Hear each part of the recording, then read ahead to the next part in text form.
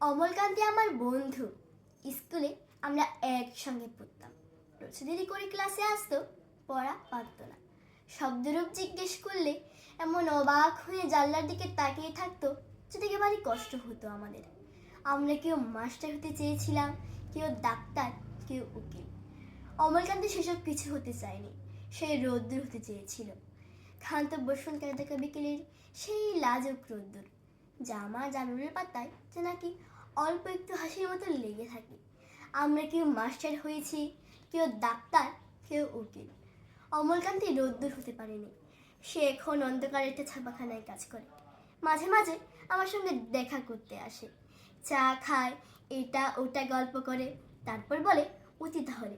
আমি ওকে দরজা পর্যন্ত এগিয়ে দিয়ে আসি। আমাদের মধ্যে যে এখন মাস্টারি করে, অনায়াসে সে ডাক্তার হতে পারত। যে ডাক্তার হতে চেয়েছিল, উকিল হলে তার এমন কিছু ক্ষতি হতো না।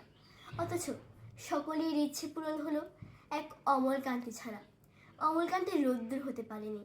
সেই অমলকান্তি রোদ্দুরের কথা ভাবতে ভাবতে ভাবতে ভাবতে যে একদিন রোদ্দুর হয়ে যেতে চেয়েছিল।